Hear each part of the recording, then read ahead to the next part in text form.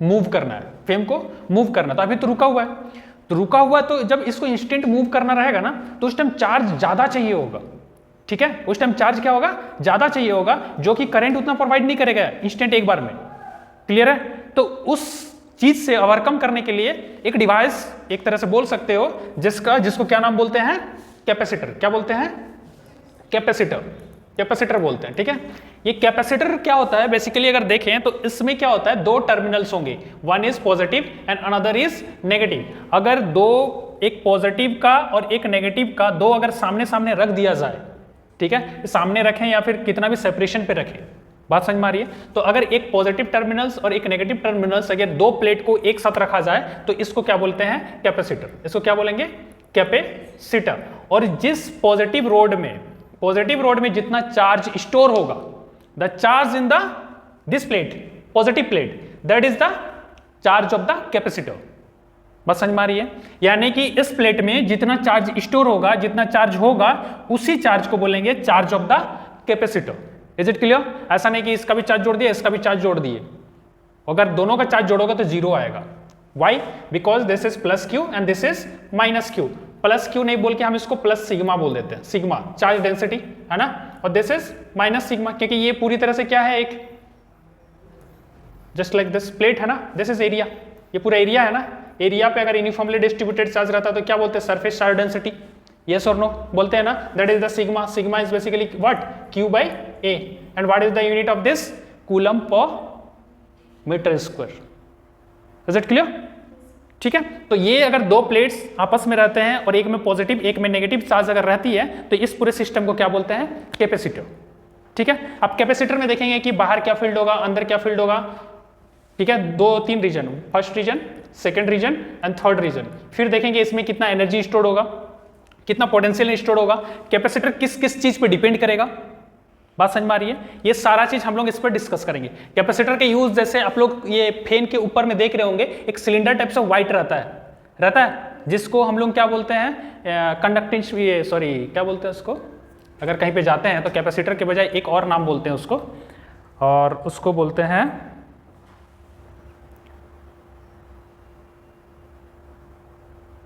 एक नाम और है इसका,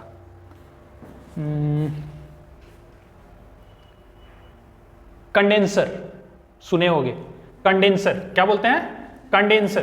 कंडेंसर के नाम से भी इसको जाना जाता है कि कहीं से भी दीजिए हमको एक कंडेंसर लगा दो, कंडेंसर इसका चेंज कर दीजिए, नहीं बोलते हैं, कंडेंसर चेंज कर दीजिए। मतलब क्या है, वो कैपेसिटर को चेंज करने की बात कर रहा है। पंखा स्लो घूमने लगता है ज्यादा, ये नहीं है, मतलब क्या है, वो चार्ज स्टोर करने की कैपेसिटी हो सकता है थोड़ा उसका कम हो जाए। बस समझ में आ रही है? तो हम लोग क्या करते हैं, उसको चेंज करके दूसरा लगा देते हैं। ठीक है, इससे क्या होता है, वो अच्छे से चार्ज ये करता है तो फिर वो कंटिन्यू रिवॉल्व होने लगता है। जैसे ट्यूबलाइट में कभी पहले देखे होंगे, आजकल तो डायरेक्ट जल जाता है, अदरवाइज क्या होता है, पहले एक छोटा सा लगता था, जैसे ये ट्यूबलाइट होता था ना, इसके यहीं पे, इसी के पीछे जस्ट एक गोल सा लगता था कैपेसिटर। ठीक है, उसको लगाओगे तभी वो जलता था, और उसमें क्या पहले फच करता था, फिर उसके बाद जलने लगता है, ऐसे होता है।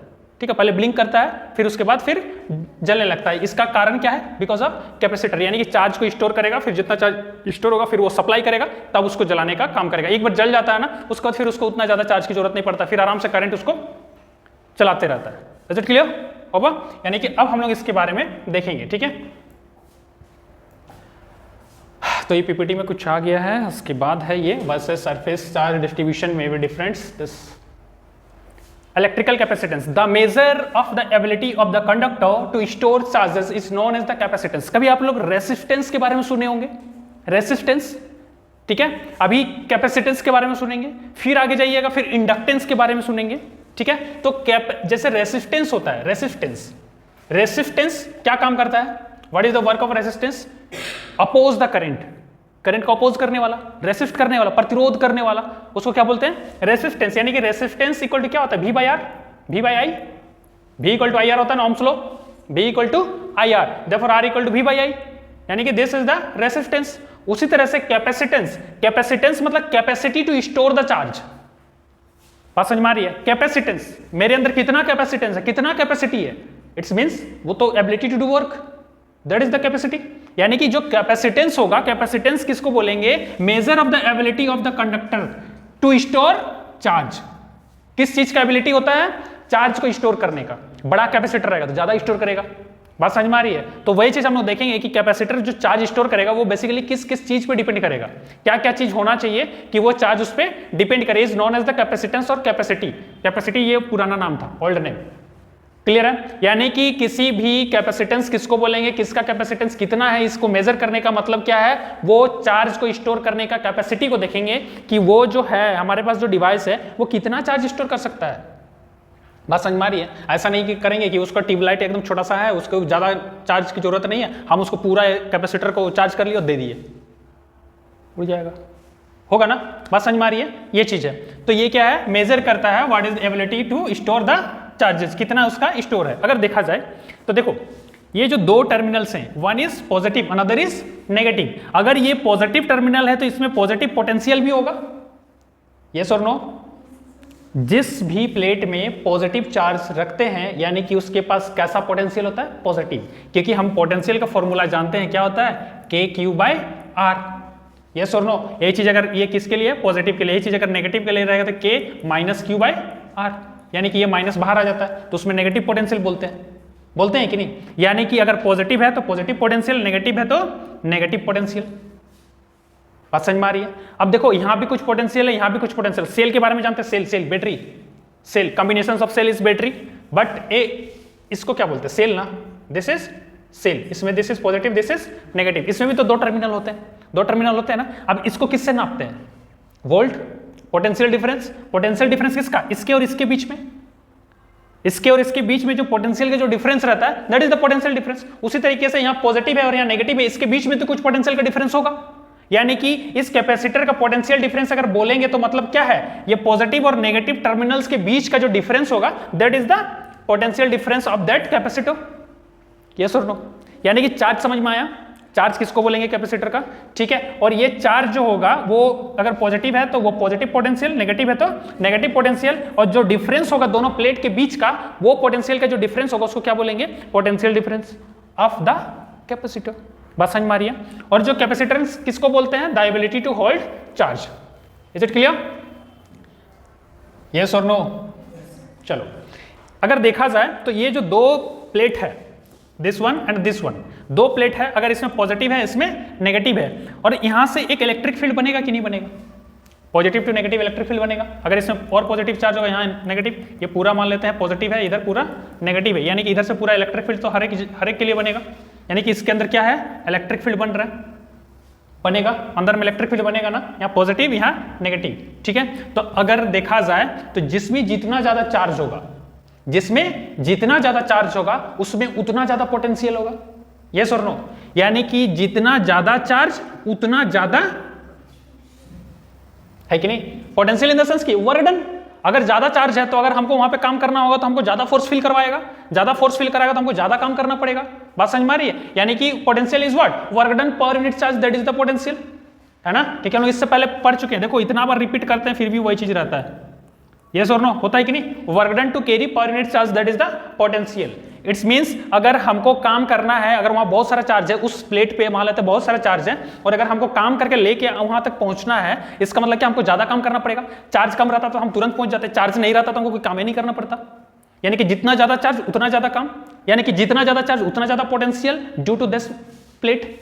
यस और नो? यानी कि चार्ज जितना ज्यादा होगा उतना ज्यादा पोटेंशियल, यानी कि डायरेक्टली प्रोपोर्शनल हो गया। और प्रोपोर्शनलिटी को हटाने के लिए कांस्टेंट लगाते हैं, हाँ या ना, लगाते हैं ना, वही कांस्टेंट यहाँ पे क्या हो जाएगा, C, that is the C। और यही से बनेगा Q equal to C, CB, और यहाँ पे C इक्वल टू क्या हो जाएगा, Q/V।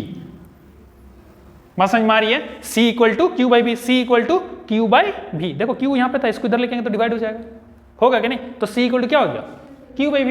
And what is the SI unit of capacitor? Capacitor के SI यूनिट बोल सकते हैं, इसको बेसिकली फैराड बोलते हैं। क्या बोलते हैं, फैराड। फैराडे किसी का नाम था, उसी के नाम से फैराड दिया गया ना। और ये जो अगर यहां से देखा जाए, अगर फैराड के अलावा भी अगर बोला जाए तो क्या हो जाएगा, कूलम पर वोल्ट। चार्ज का क्या होता है, कूलम, पोटेंशियल के क्या होता है, वोल्ट, यानी कि कूलम पर वोल्ट, और इसी को क्या बोलते हैं, फैराड। क्या बोलते हैं, फैराड। हालांकि 1 फैराड इज बहुत बड़ा टर्म है। फैराड जो है इट इज वेरी बिग। अगर 1 फैराड का अगर बात करें ना तो बहुत बड़ा हो जाएगा, इसीलिए मैक्सिमम जो हम लोग बात करते हैं मिली फैराड पे बात करते हैं, माइक्रो फैराड पे बात करते हैं, नैनो फैराड पे बात करते हैं, पिको फैराड पे बात करते हैं। और you know well about the milli, micro, nano and pico, yes और नो? पता है कि नहीं? सबको पता है ना? Milli means how much metre. अगर मिली फैराड की बात करें तो हाउ मच फैराड बताओ, बताओ। Milli farad means how much farad? 10 to the power minus 3। Micro, nano, pico, very good.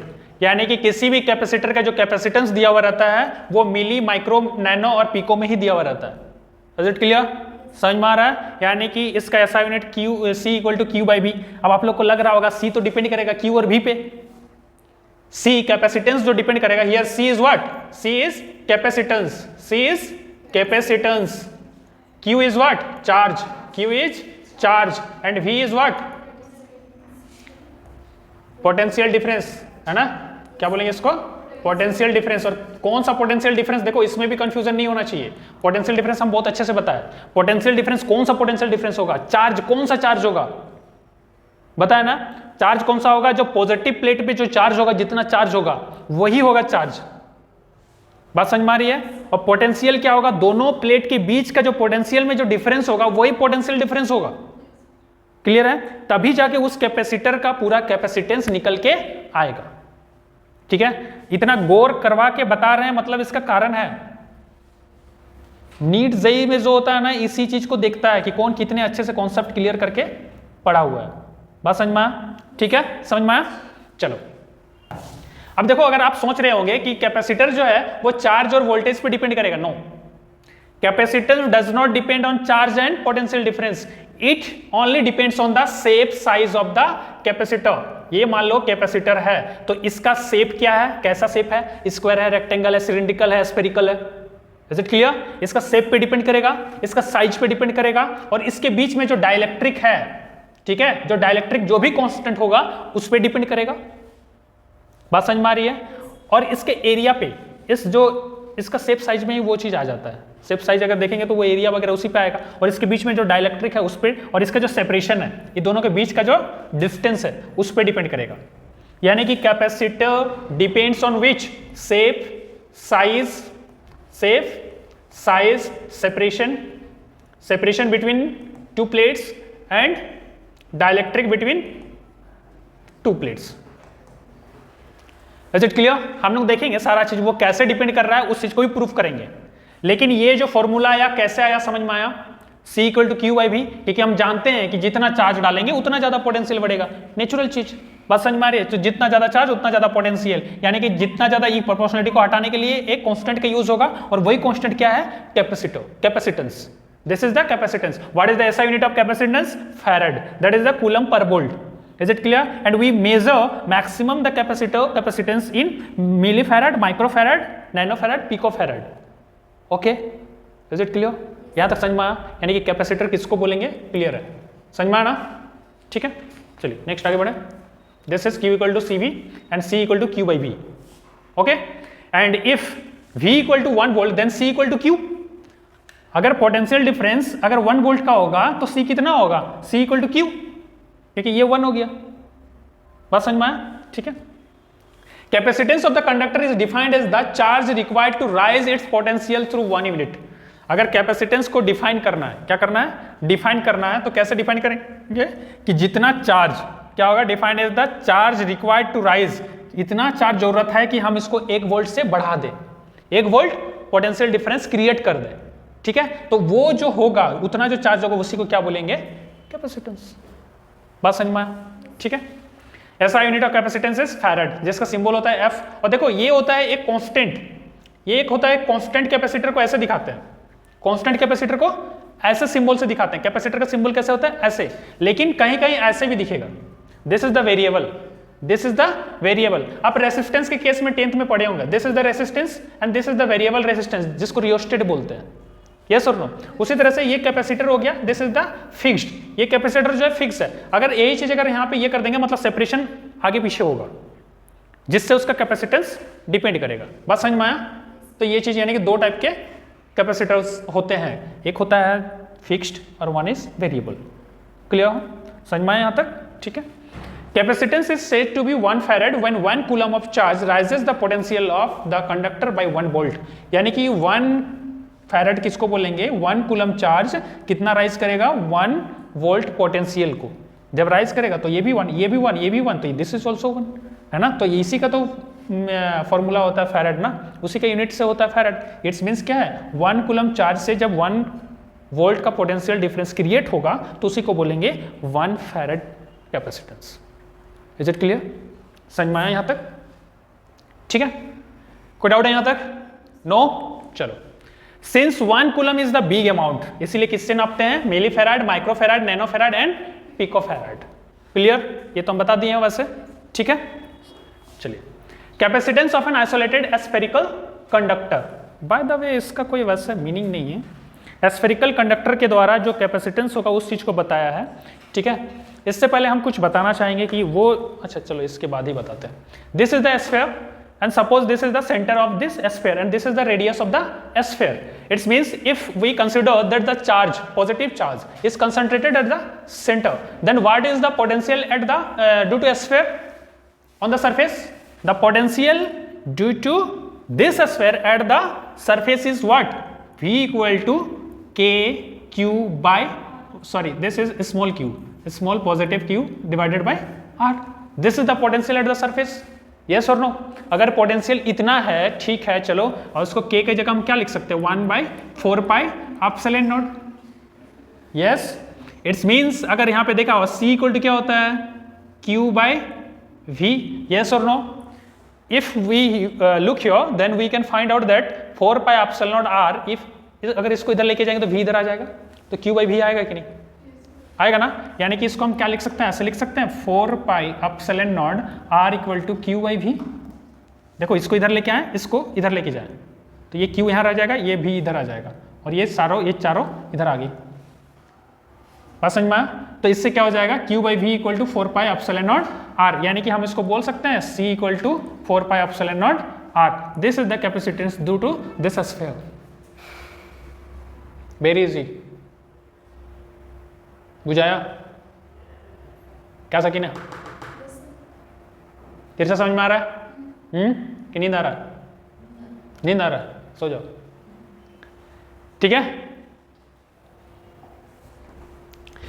Late the charge q be the sphere which is assumed to be concentrated at the center। Centre पे concentrated है। Potential at any point on the surface is, we know that this is होता है ना v equal to q by 4 pi epsilon naught r। Yes, there c equal to q by v, therefore क्या हो जाएगा? c is equal to 4 pi epsilon naught r होगा ना। तो यही चीज तो था। देखो, capacitance of the spherical conductor is directly proportional to its radius, यानी कि जितना रेडियस बढ़ाओगे कैपेसिटेंस उतना बढ़ेगा। ऑब्वियसली क्यों बढ़ेगा? देखो प्रैक्टिकली समझते हैं, ये तो ठीक है, थियोरिकली आ गया। ये अगर मान लो स्फीयर इतना छोटा है तो उसका क्या हो जाएगा? स्फीयर कम है ना, उसका सरफेस क्या है? कम है, इतना बड़ा कर देंगे, सरफेस बड़ा हो गया तो उसमें क्या हो जाएगा? ज्यादा चार्ज हटेगा कि नहीं? क्योंकि हम लोग जानते हैं किसी भी कंडक्टर का, किसी भी सॉलिड हो, होलो हो, स्फेरिकल सेल का जो चार्ज होता है वो कहां कॉन्साइड करता है? बाहर पे, सरफेस पे।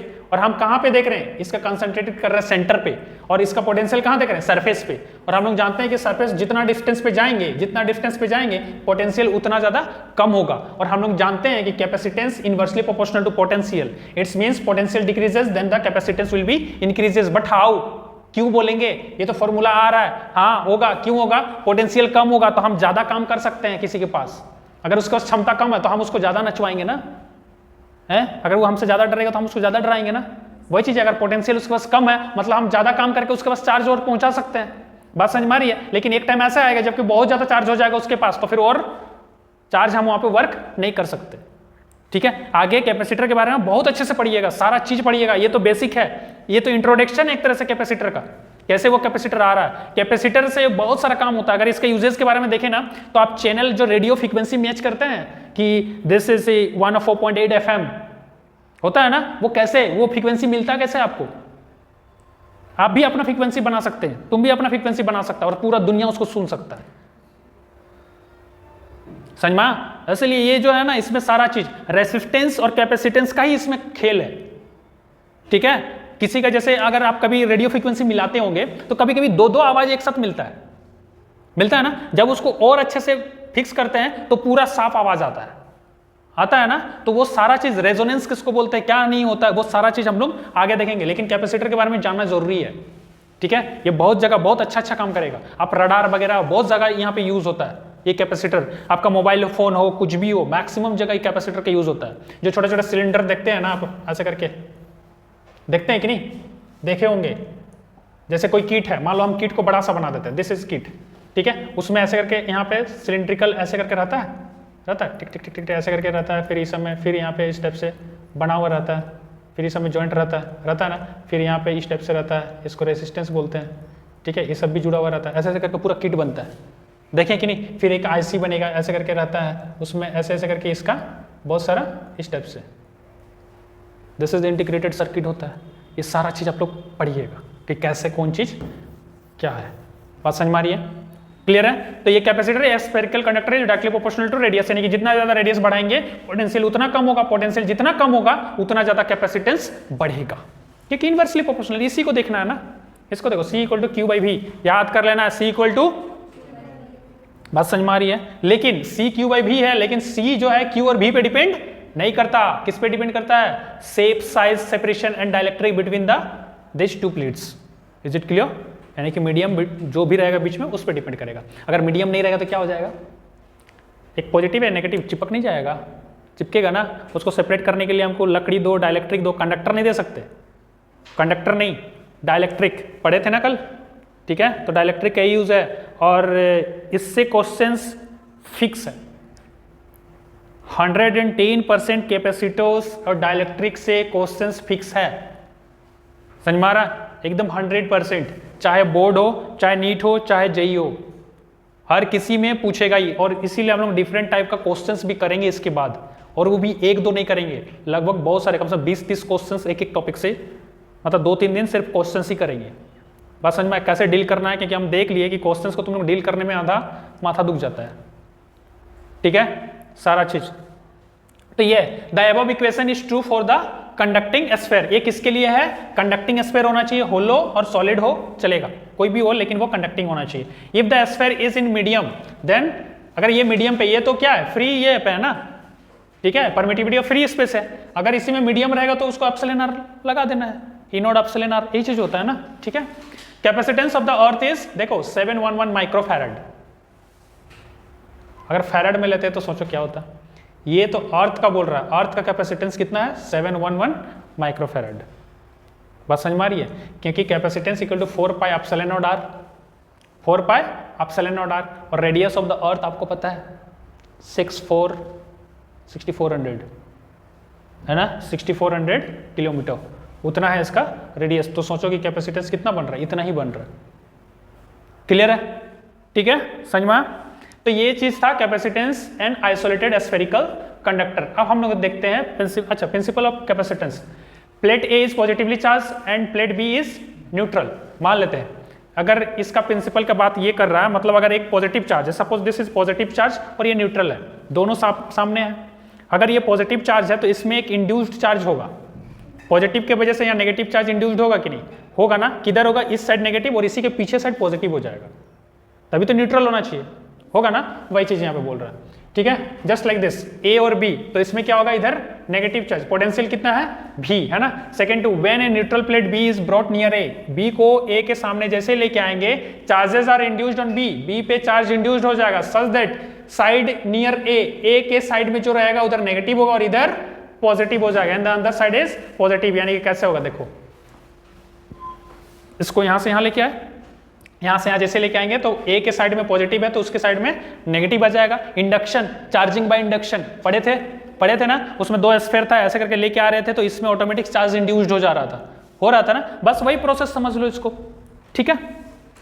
अब देखो, the potential of the system A and B in step 1 and 2 दोनों में remains the same because the potential due to positive and negative charge B on cancel out. अगर ये दोनों में अगर इसमें पोटेंशियल देखेंगे तो इसमें 0 पोटेंशियल है, सिर्फ और सिर्फ इसमें पोटेंशियल है, क्योंकि पूरा में पूरा पॉजिटिव और इसमें पॉजिटिव और नेगेटिव दोनों मिलके क्या हो जाएगा, 0 बनाएगा ना, क्योंकि एक ही प्लेट में दोनों है, पॉजिटिव और नेगेटिव, बस सेपरेट हो गया बिकॉज ऑफ दिस प्लेट, ए, है ना। लेकिन अगर इस प्लेट पे अगर पोटेंशियल, नेट पोटेंशियल की बात करें तो इसमें 0 ही है, और लेकिन इसमें V प्लस है, यानी कि पोटेंशियल सेम ही रहेगा।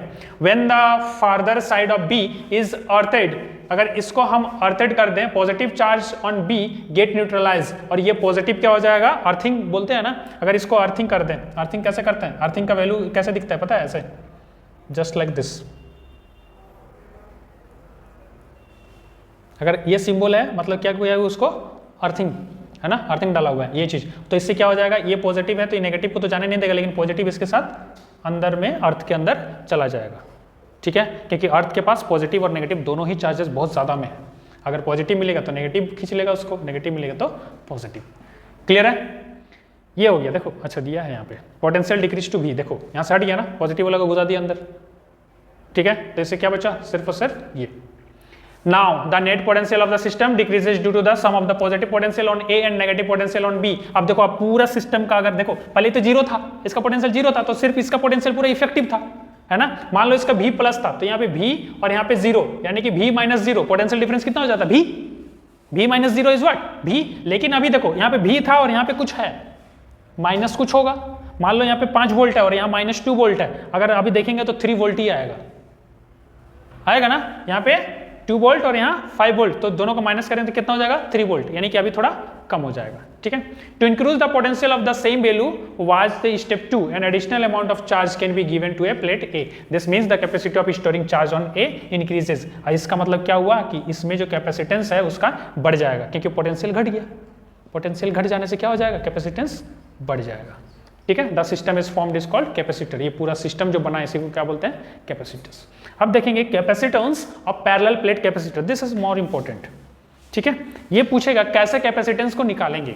एंड कैपेसिटेंस जो बेसिकली डिपेंड कर रहा था किस पे, अभी पढ़े थे ना, कैपेसिटेंस किस पे डिपेंड करेगा, शेप, साइज पे, सेपरेशन बिटवीन, और उसके बीच में जो डाइलेक्ट्रिक मीडियम होगा उस पर डिपेंड करेगा, ठीक है। उसी चीज को हम लोग अभी प्रूफ करने जाएंगे एक तरह से, कैसे होगा ना। आप लोग कुछ उससे पहले हम पूछना चाहेंगे, ये बताइए कि जो सिग्मा होता है, सिग्मा इक्वल टू क्या होता है, वेरी गुड, Q बाय, ये आवाज हम सबसे चाहते हैं, समझ में आ रहा है, जो पूछते हैं जब बताया हुआ है तो ये चीज तो सबको बोलना चाहिए, समझ में, सबसे आवाज ये निकलना चाहिए। और ये बताओ कि जो इनफाइनाइट लॉन्ग प्लेट होता है, इनफाइनाइट लॉन्ग प्लेट शीट होता है, उसके द्वारा इलेक्ट्रिक फील्ड कितना होता है, sigma by 2 epsilon not only, sigma by 2 epsilon not. Infinite charge sheet के द्वारा जो इलेक्ट्रिक फील्ड होता है वो कितना होता है, sigma by 2 epsilon not. Now अब आएंगे हम लोग बात पे, ठीक है। इतना हो गया, और एक चीज पूछना था हमको, E equal to sigma by 2 epsilon naught. और एक चीज बताना, what is the relation between electric field and potential, relation between electric field and potential, ये दोनों के बीच में जो रिलेशन है क्या है, very good, E equal to what, E equal to dV by dr। इसको हम लोग सिर्फ और सिर्फ मैग्नीट्यूड की बात करें तो E इक्वल टू क्या लिख सकते हैं, E equal to V by R, यही ना, ठीक है। तो यहां तक कर सकते हैं, ये सारा चीज को देख लो, sigma equal to Q by A, E equal to sigma by 2 epsilon naught and E equal to V by R। बाद में मत पूछना कि कौन चीज कहां से आया, हम पहले इसीलिए इस चीज को बता दिए, क्लियर है। अब हम लोग जा रहे हैं डेरिवेशन पे।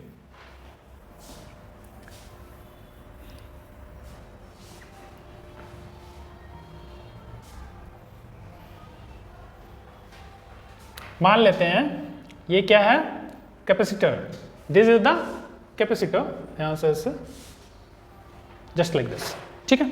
ये कैसा कैपेसिटर है, पॉजिटिव प्लेट, मान लेते हैं this is positive plate and this is negative, ठीक है। बताइएगा कि इसके द्वारा जो पोटेंशियल होगा, यहां पे 3 रीजन होगा, क्या होगा, यहां पे 3 रीजन होगा, region 1, region 2 and region 3, yes और नो होगा।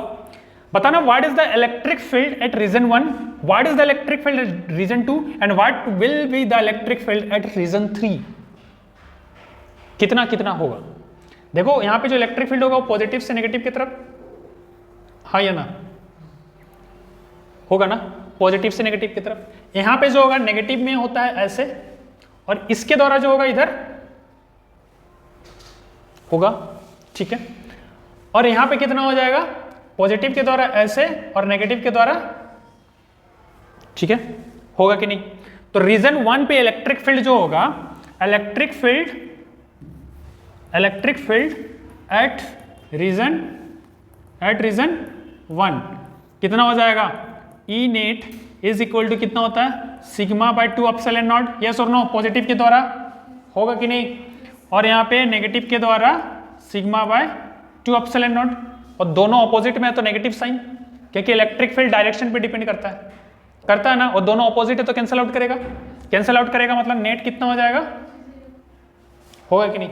और हम लोग जानते हैं कि किसी भी इनफाइनाइट सीट के द्वारा वो डिस्टेंस पे डिपेंड नहीं करता। जैसे एक कोई पॉइंट चार्ज रहता था, यहाँ पॉजिटिव यहाँ नेगेटिव, तो अगर इधर भी जीरो नहीं होता था, इधर भी जीरो नहीं, अगर वहां पे वैसे नहीं, अगर दोनों इक्वल रहता था तो होता था, नहीं होता था। क्यों नहीं होता था, क्योंकि हम लोग जानते हैं कि पॉजिटिव से नेगेटिव की तरफ जाएगा तो ये पॉजिटिव का स्ट्रेंथ यहाँ कम हो जाएगा, नेगेटिव के यहाँ ज्यादा रहेगा, तो नेगेटिव में आता था ना। तो उसी तरह से यहाँ पे क्या है, वो डिस्टेंस पे डिपेंड नहीं करता, वो सिर्फ और सिर्फ चार्ज डेंसिटी पे डिपेंड करता है। क्लियर है, sigma is the charge density. And electric field at region 2 क्या हो जाएगा, एट रीजन 3 बताओ, एट रीजन 3 बताओ, सेम चीज आएगा कि नहीं, उसमें भी तो अपोजिट है ना, तो sigma by 2 epsilon not minus sigma by 2 epsilon naught, और दोनों सेम का सेम है, ये भी अगर ए है तो ये भी ए है, मतलब ये क्या हो जाएगा, clear. And electric field at region 2 बताओ कितना होगा,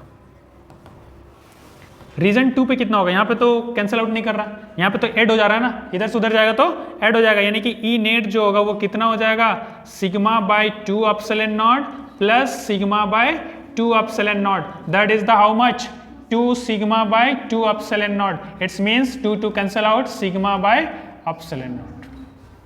Is it clear? It means electric field at here is 0, electric field here is sigma by epsilon naught, and here is 0. Is it clear? Yes or no? समझ में आया यहाँ तक? इसको लिख लीजिए, इसको लिखिए, फिर इसके बाद आगे बढ़ते हैं।